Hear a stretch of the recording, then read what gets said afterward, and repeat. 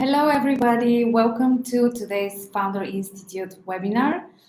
We are especially excited because we have invited today a best-selling author and innovation evangelist that will share her concept about experience mindset.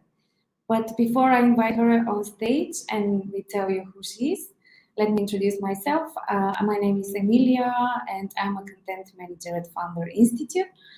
I'm currently based in Sofia and I know that we have a global audience, so please use the chat on the right-hand side to share with us where you're joining from.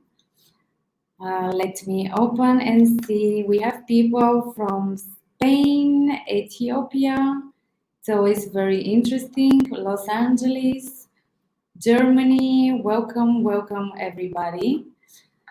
A few things on housekeeping and our agenda for today. First, our guest speaker is going to present for about 20-30 minutes. Then you can ask her your questions. So please use the Q&A section next to the chat. Don't post in the chat because we're going to lose them in the chat. So publish your questions in the Q&A section and then we're going to put them on stage. We will answer a few of them. And after that, we will have networking session that will go for as long as you like on Air Meet tables. Before we start, also, we also want to ask you one question to know more about you. And we created this poll that I'm going to publish now. Please vote. The question is, how many employees do you currently have in your company? Are you up to 5 to 10, or more than 10? So the voting is live, and we see now that most of the companies are quite small, more than 80%, but we also have bigger and 5 to 10 people. Okay, I will hide this from stage for now, but you can still vote. And we can discuss this later. And it's time to introduce you our speaker today, Tiffani Bova. She is the head of growth and innovation at Salesforce and also author of the book, The Experience Mindset, that we would love to hear more about. Hi, Tiffani, welcome. Hello, everybody. Joining you from Los Angeles, California. So it's wonderful to see such an amazing global audience. Thank you for joining us. Okay, I am going to disappear now and the floor is yours. See you in a bit. Yes, you're already using the emojis. They are right under the screen, so you can express your emotions. All right, excellent. Well, thank you so much for the kind introduction. And thank you, everybody, for joining. I know for some of you, it's very, very late in the day. It's the beginning of the day here in the United States, in California. It's 10 a.m.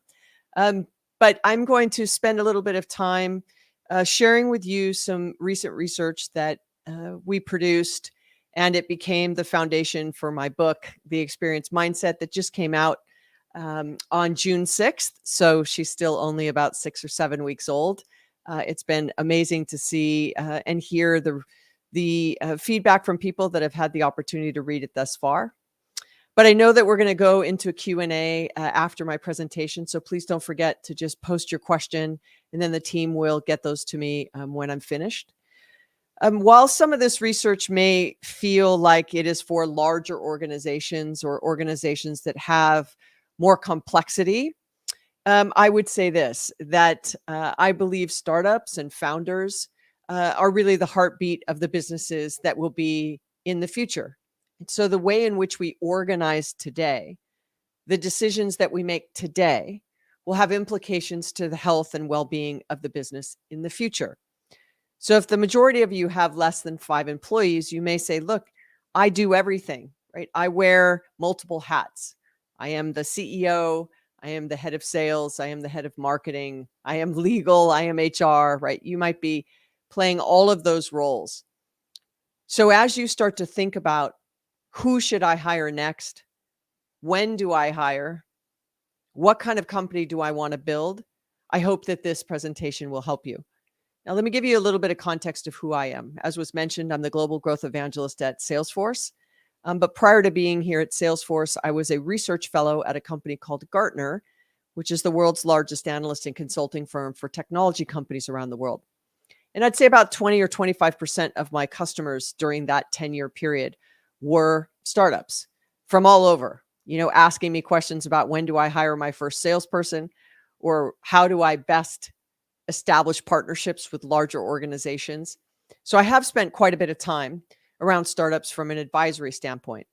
But prior to that, I actually was a salesperson, a marketer, and a customer service leader for both startups all the way up to Fortune 500 companies in the United States.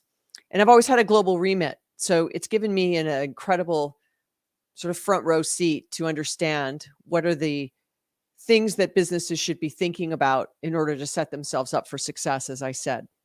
So again, please post your questions if you have any, and I'm going to get started on the presentation. So the first thing I'd say is that building a modern growth organization requires us to think a little bit differently. If this is your first organization or first company, it's your first time founder, you don't have any, if you will, bad habits, or you don't have any ways in which you've always operated that you default to when things get challenging or when things are going well. Having this beginner's mind works to your advantage because you're open to try things without having some preconception of how it will be effective or not.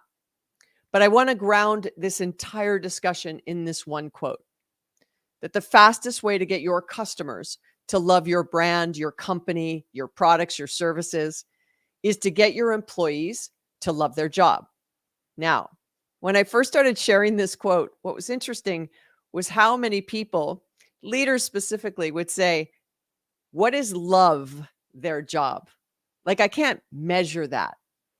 I can't manage that. I feel like my employees are satisfied and happy and willing to go, the extra mile for the business and for the customers, that they're committed to the vision and values of the organization.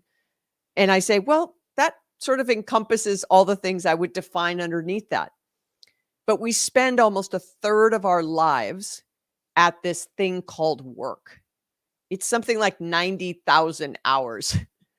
And there's this old saying that when you pass away, if you believe in being, buried in the ground and you're going to have a headstone at the head of your gravesite, it is not going to have your bank account. It is not going to have your business name. It's going to have sort of how you lived your life. Were you kind? Did you care? Did you make the world a better place? If you were a business owner, did you help lift up those people that worked for you? It has so much to do with how do we create businesses and companies that leave the world a better place because we were there. And I think if you can create that kind of philosophy, you will attract those kinds of employees. And if they love what they do, it works out better for you. They work harder to design products. They will help customers when needed, even if they don't know how, they will go get it done. They're willing to maybe design things with a different eye, be more inclusive, remove biases, use technology as was intended. Whatever the case might be, the goal here is you want to attract and retain the best talent you can. The experience imperative, if you will, this slide I've been using for a number of years now. And it really came about from my work at Gartner, where we began to say in about 2008 that we believed experience that a customer has with your company, whatever that means, right? How they buy from you, your website, using your products and services, calling into your call center, visiting with a salesperson you might have or coming to your offices. that those experiences would become as important as the products and services you were selling. As a matter of fact, some of our research shows that 88% of customers feel the experience a company provides is as important as its products and services. So we can't just think about what it is we make and then sell. Even if we don't make it, you understand what I mean there. Companies do two things. I'm oversimplifying here. They make stuff and they sell stuff. Everything else is in support of those two things. If you don't have revenue or capital, it's very difficult to make things. If you don't have revenue and capital, it's very difficult to sell something. It isn't that revenue and income and sales is the only focus. It is required if you want to build a healthy and sustainable business. So we have to expand our mind beyond the products and services that we're selling and think about those experiences that we have to deliver to our customers. Now, who are the keepers of the promises you make as a company? I'm sure many of you have a business plan and a presentation that you'll either use to go raise money or to, share with customers about what it is that you do, why your products or services are so great. But whatever it is you say on that PowerPoint presentation, whatever it is that you say on your website, we are the best at something. We are the leader in something. We want to be the best at this. Who are the keepers of that promise, that customer experience promise you make as a leader, as a company, both in your presentations, but more importantly, when you're sitting in front of customers? It is your employees. If you have one employee, then it's that employee. They represent your company every single day.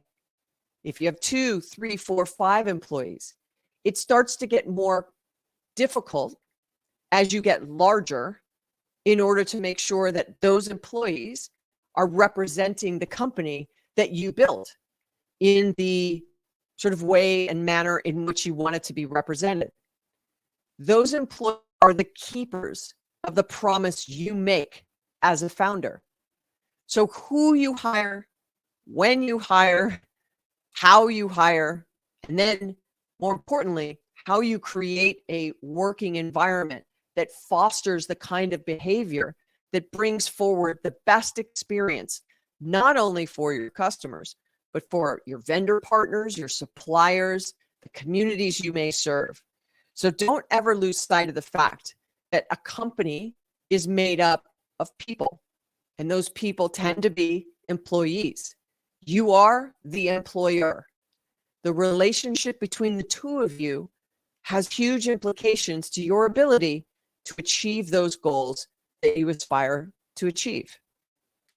Now, this is a study done by a company called Edelman, and they do something called the Edelman Trust Barometer. And it looks across all markets and segments and size organizations. And for the last 10 years, it has said that customer is the number one priority stakeholder for businesses to ensure long-term success. Now, this isn't just found in small solopreneurs or even very small or micro businesses. This is all the way up to global enterprises. For the first time, employees took over that number one spot over customers. Now, why is that? I mean, we could say, listen, I don't know what it is that you are doing, but at the end of the day, it is you are absolutely responsible for making sure that those things are happening and happening effectively. So employees, unfortunately, are not always happy. So let me sort of spread that out a little bit. Great Resignation, which was a phenomenon we saw in the United States, and now we're talking about something called quiet quitting. That is where employees might show up, collect a paycheck, and then that's all they do. They're not willing to go that extra mile with the customers or for the organization or even to collaborate more effectively. That is where we have to think differently about what are the things we can do to make employees happier. So now let me just share this one slide.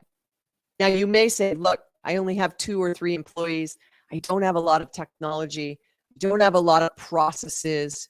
I don't have a lot of tech bloat, right? Meaning you don't have a lot of systems in place. But ultimately, what we need to make sure is, remember, you are building an organization. So let's make the right decisions out of the gate immediately so that we ensure you are prepared for hypergrowth in the future. Or even if you're in the middle of growing very quickly right now, what are the things that you can do to ensure that that is happening? So I want to call out a couple things here.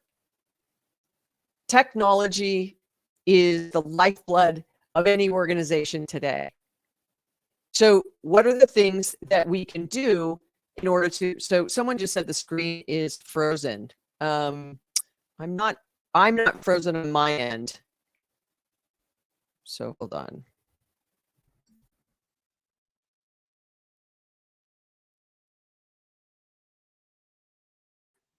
Hi, Tiffany. Yes, sorry to interrupt. It's frozen, but we can hear you very well. Maybe if you refresh.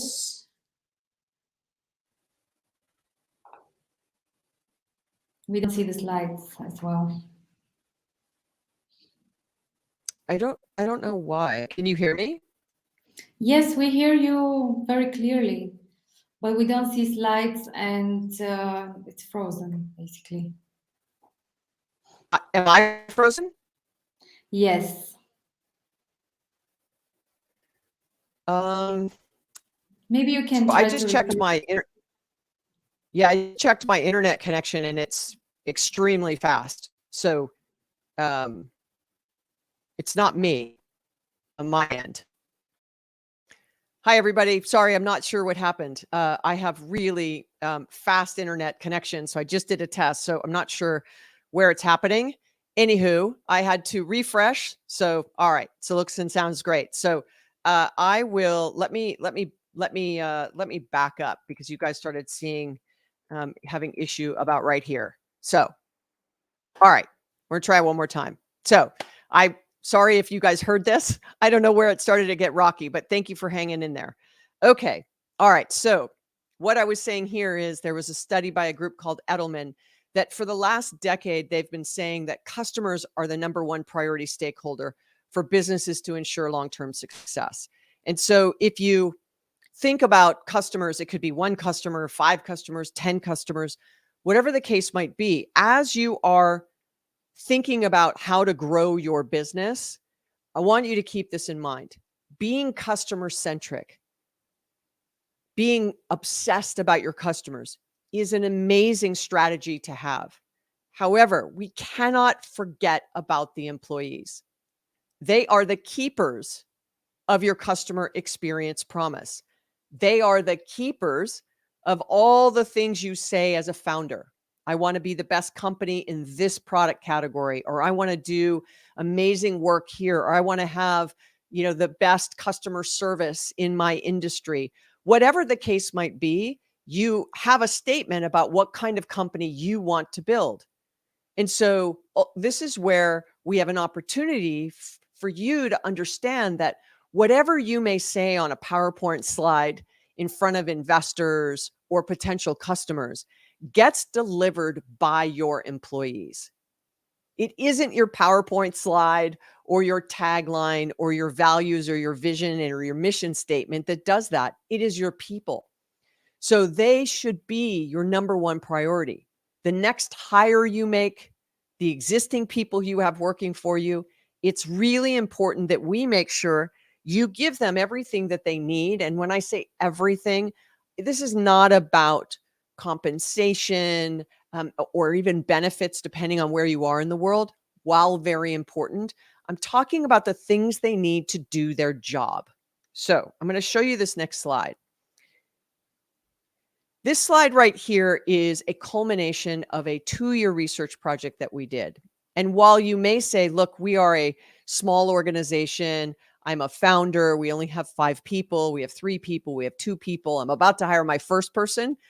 This is about you making sure you understand the decisions you make today will have implications to your ability to grow in the future.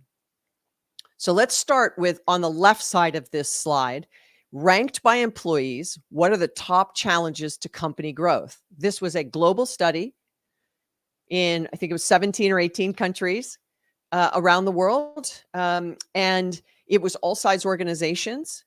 And so employees would say, if people leave the organization, it's very impactful to us.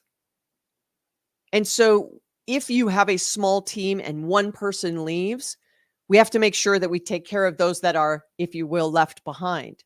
It might have been a high performer. It might have been the person that they went to when they had an issue or had a problem or wanted to understand how to do something. So we want to make sure that retention is really top of mind for you, especially when you're small, because losing one of a 3-person team can be really disruptive to everything you're trying to accomplish.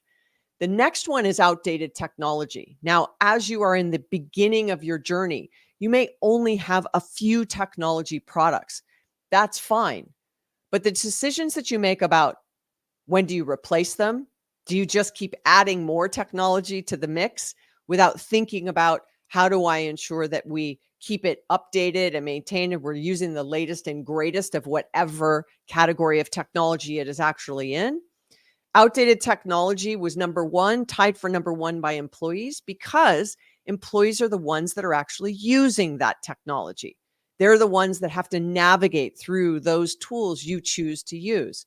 Interestingly enough, you may notice on the right-hand side is ranked by the C-suite. Now, the C-suite would be the CEO, right? Or the head of marketing, the head of sales, the head of HR, the head of IT. Now, you may say, I'm a founder, I am all of those things. And I get it, right? But remember, this is about setting you up for success potentially in the future. That if you are going to be really disciplined now about the decisions you make about technology, it will help you in the future. You don't want things to get outdated. You don't want things to get too complicated. You don't want things to get deployed without training your people or integrating various tools. So we want to ensure that you understand that processes, technology, departments collaborating with each other, people collaborating with each other, lack of development opportunities for those employees is a huge opportunity for missteps from any size business. And even when I talk to very large enterprises, they may have a division that's small, might be a team of 20 people. And the rest of the company is sort of moving on and doing their day-to-day. And within this group of 20 people, they're high performing because they're working really effectively. And so even if a large company may be dysfunctional in many ways, there could be places and pockets where they're performing really well. And it's because they're able to do these things correctly. So remember, I said this in the beginning, and I saw one of you quoted Richard Branson. Absolutely correct. This is nothing new. Happy employees, happy customer, get those things right, you'll have greater growth. Very true. However, what we did was we actually had the opportunity to prove the fact that if you get those two things right, you have a better chance at growing. Now, I'm going to go back to technology for just a second. This was, once again, across all size organizations, 52% of leaders believe that the technology their company provides is working effectively, which means 48% of leaders believe it isn't working effectively. Only 32% of the employees we interviewed agreed with that statement. So already we have a gap between what leaders think is happening and what the employees think is happening. But now let's go one step further and closer to the customer. Only 20% of customer-facing employees strongly agree that their company is providing great tech that is seamless and helps them collaborate easily. Remember, companies do two things. They make stuff and they sell stuff. Again, oversimplified. But that front line of sales, marketing, and service is telling us that they do not have what they need to do their job effectively. This do more with less, AI will solve all the problems, technology is the answer, isn't always the case. And it's not that I don't disagree with those things. Obviously, I work at Salesforce. I know technology can improve the efficiency and effectiveness and productivity of a company, and can, while be an expense, can also be a way to generate revenue and generate revenue more efficiently. But if done wrong, it falls on the shoulders of the employees who have to navigate through all of these things. And it's just not possible for them to get that right. So now let's talk about what was really the foundation for the book, The Experience Mindset.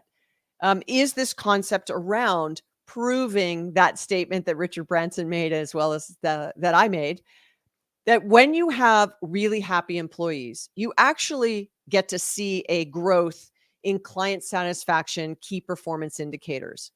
And you'll see a 1.3 times greater growth in those KPIs for customer when employee is happy, engaged, and satisfied, committed, willing, and loves what they do, kind of approach. If you have customer experience as a top priority, you're going to also see lift in your employees. If your customers are happy, your employees will be happier. And so you get a little bit of a lift, right? 1.4 times of employee satisfaction KPIs. But if you get both right, and you have strong customer experience and strong employee experience, you actually get a 1.8 times faster revenue growth for doing so. That, for a billion-dollar brand, is about a $40 million impact. So if you're $1 million brand, it could be a $40,000 impact. It can be significant. Now, I'm not saying you won't grow if you don't get these two things right. So if you look in the right of this, it says leaders who have high CX and EX see an 8.5% CAGR, compounded annual growth rate. Those that only are low on CX and EX still have a 4% CAGR, 4.35. So it's not that you won't grow. It's that you get this amazing multiplier in getting both customer and employee experience correct. Now, when I first started sharing this research around the globe, I did about 100 roundtables with leaders across all sort of industries, size organizations. I spoke to probably 300 or 400 executives, not as part of the research, but more sharing the research initially before the book was even in my line of sight. I hadn't decided to write it yet, actually. And what I heard was the following: if it's so obvious, right? So many executives understand that a happy employee, happy customer, you get those two things right, you're going to grow. Why isn't everyone doing it?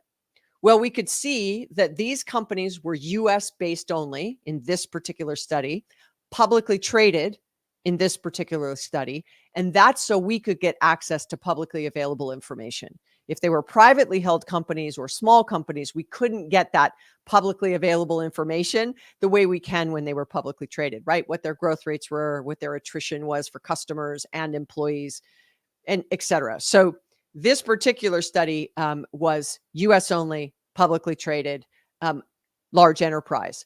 But it's directionally correct for us to follow that if you are looking to grow, ultimately you have to keep these things in mind.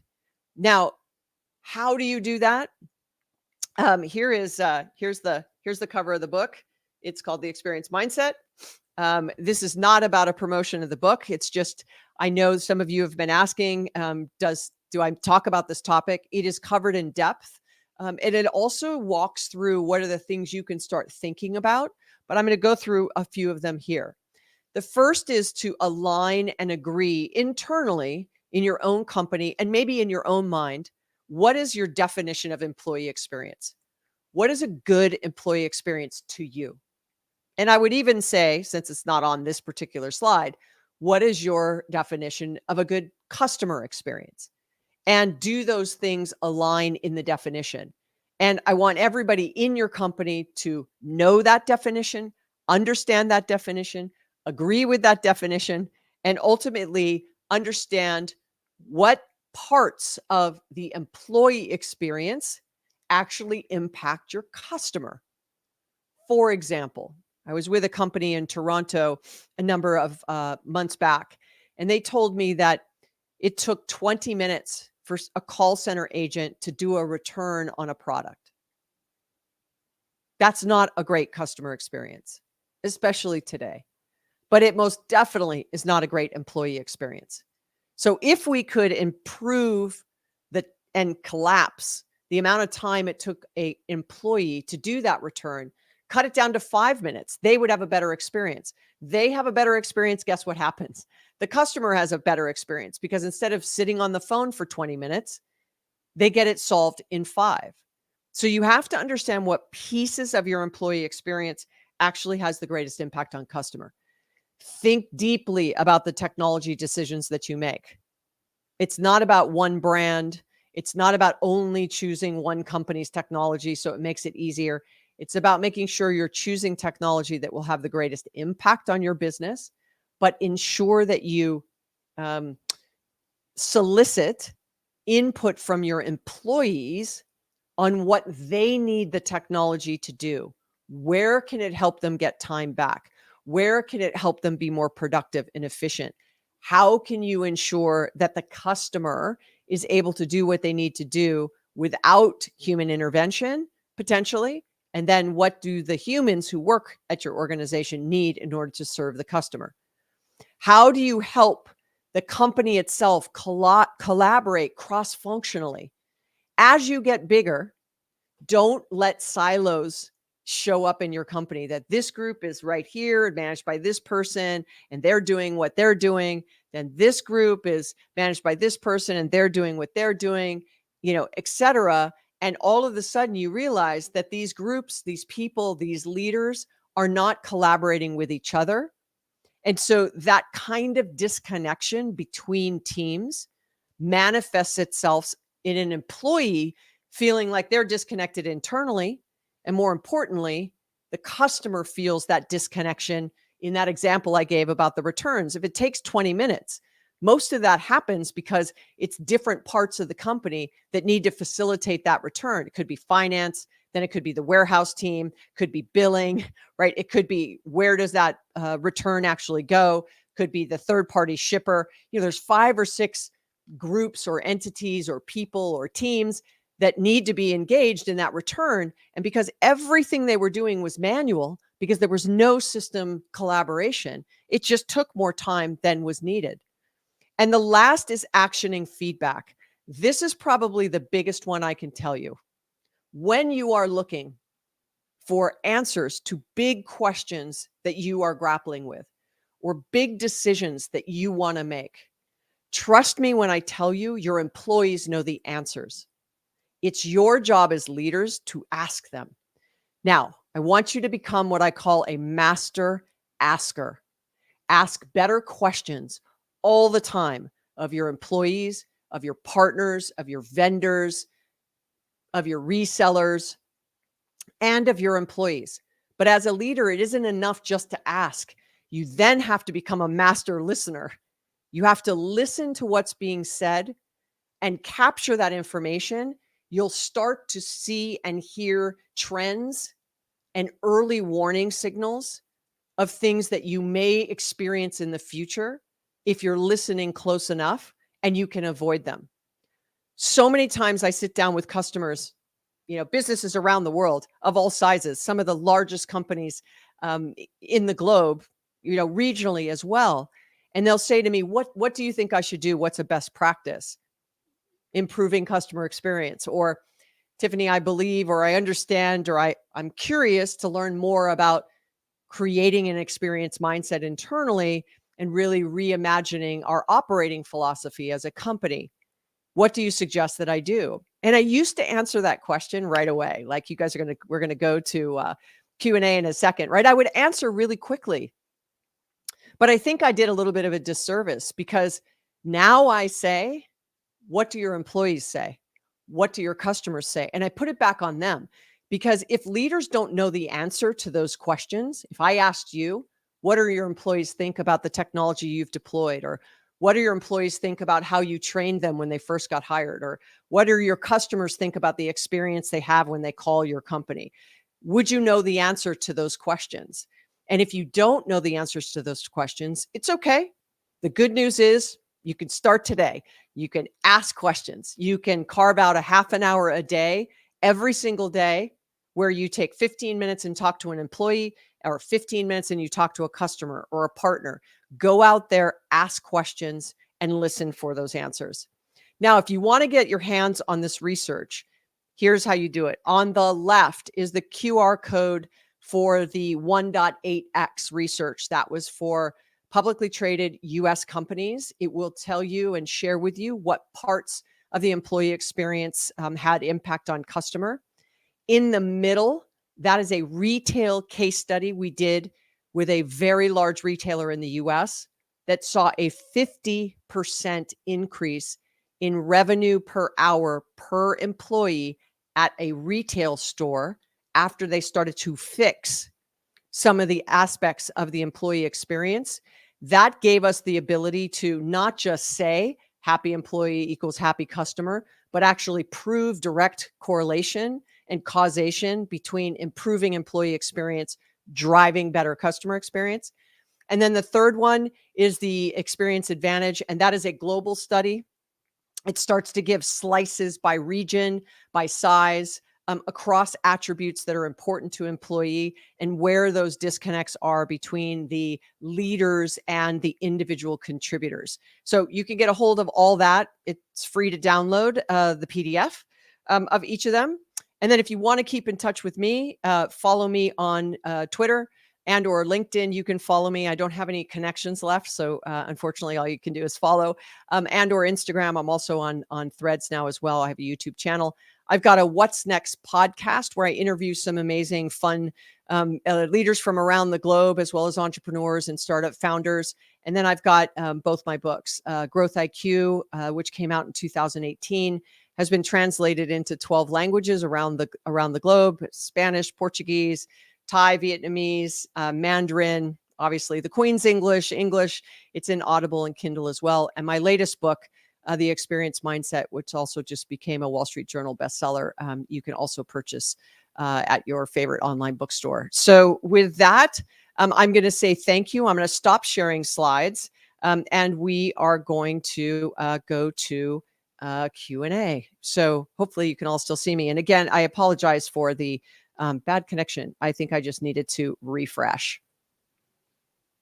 Tiffani, thank you so much for sharing all that insight and data and advice. It was plenty. And which brings us to the questions. We have quite a few. I will put on stage the ones that are voted the most. So, how does an experienced mindset align with other important aspects of startup culture, such as innovation and growth? Really great question. Is it Bongani? Really great question.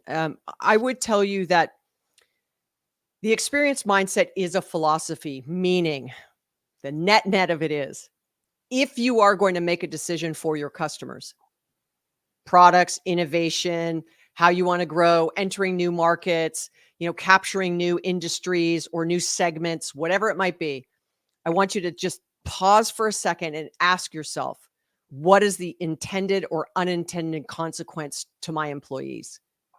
If I can get you to just ask that question, then I would have been a success. Because here's what happens. You'll make a decision like, I'm going to offer video sales calls, let's say.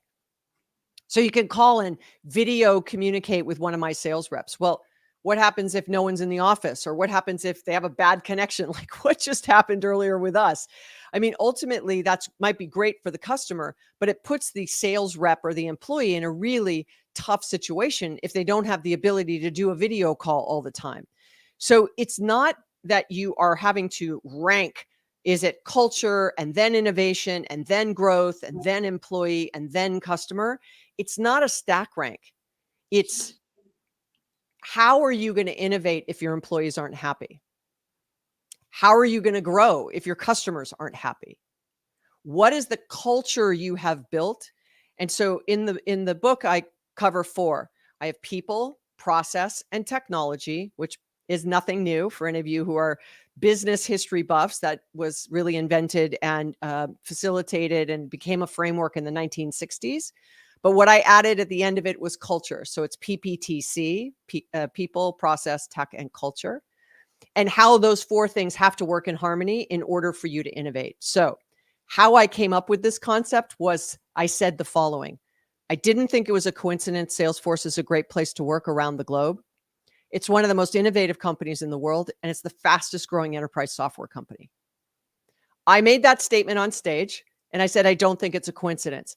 I walked off stage. I immediately sent a Slack message to our CMO at the time and said, would you fund my ability to prove that we are a great place to work, so we innovate faster because those 2 things are true, we grow faster. And that's how that Forbes Insight study happened.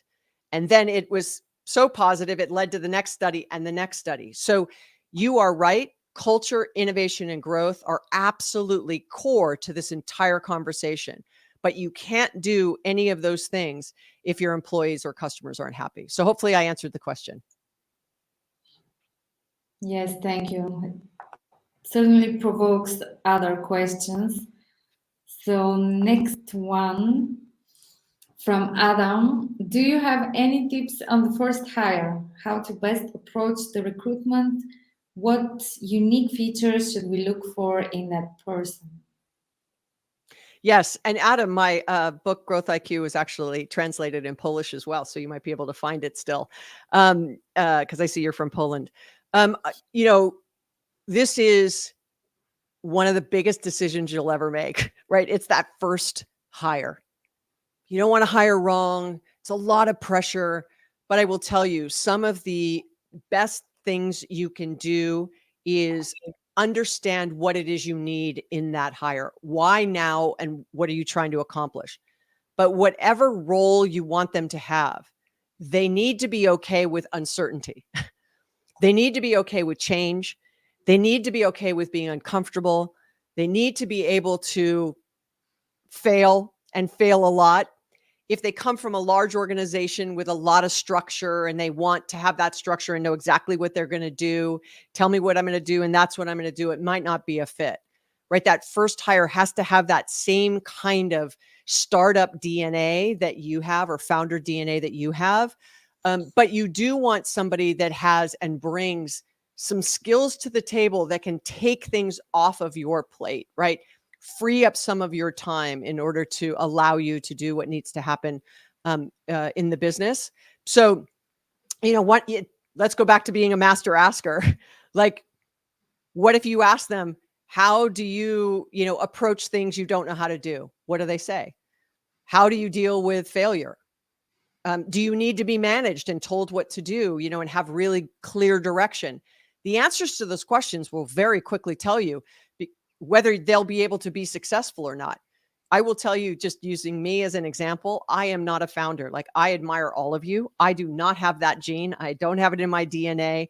I don't like that kind of uncertainty. It's just not what motivates me. I like being in an organization. Doesn't have to be large, but people ask me all the time, why don't I leave, corporate America and start my own consulting business? I think I've been asked that for the last 15 years. Haven't done it yet because I admire you guys. Like, I'd rather help you be successful than go out there and try to do it on my own. But I would tell you that I have worked for startups and I've seen that uncertainty, and I've had to wear multiple hats. I thrived in that environment. I just couldn't be the founder. So, I'd say that it requires a very specific personality. So hopefully that helped.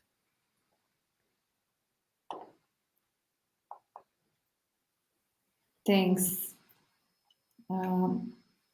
We have time. Yeah. So I just want to say one thing. So somebody said, but another key indicator is their attitude or culture fit. So you don't want to have group think. Like, you don't want everybody to think the same way. Culture fit, or is it skill fit?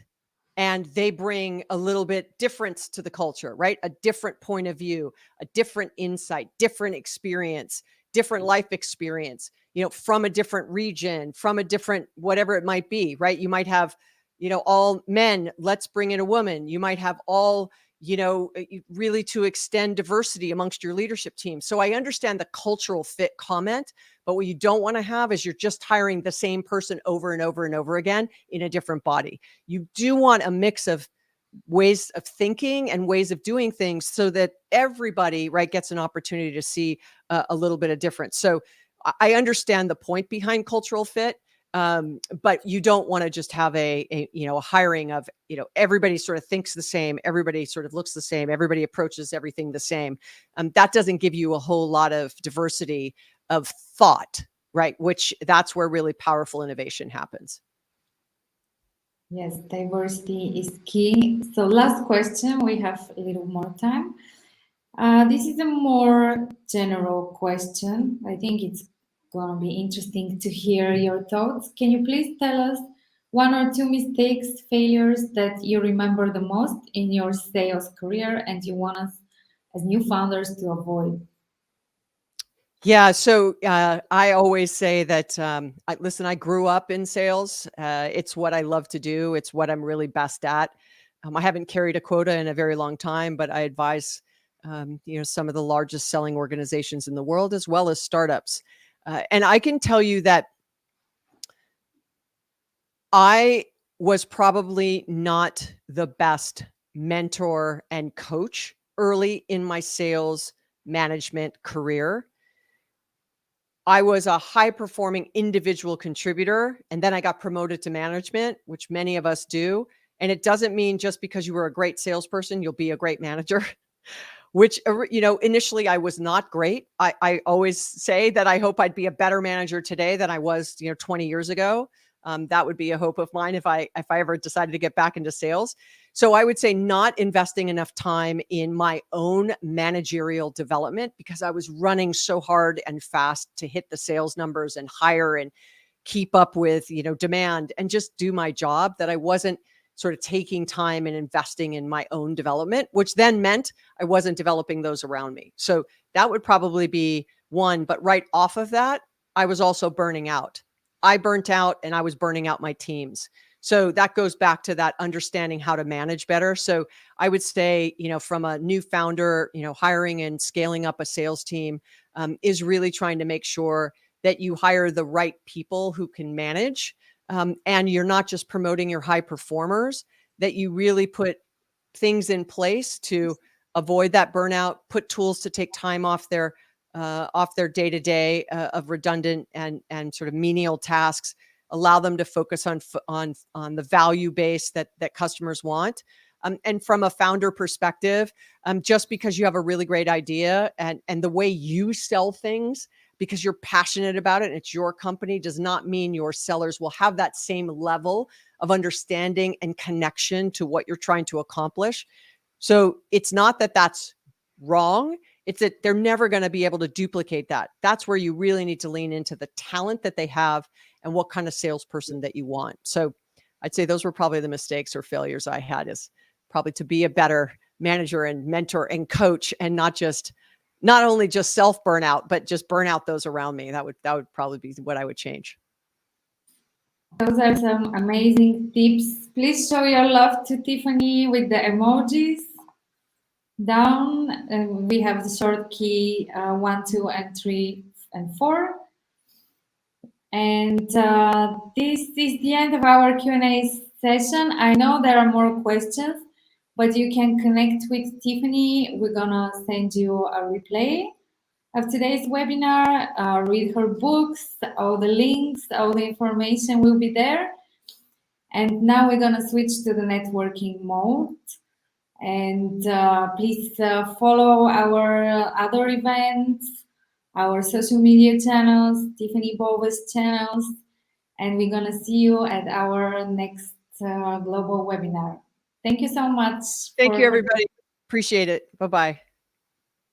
Bye-bye.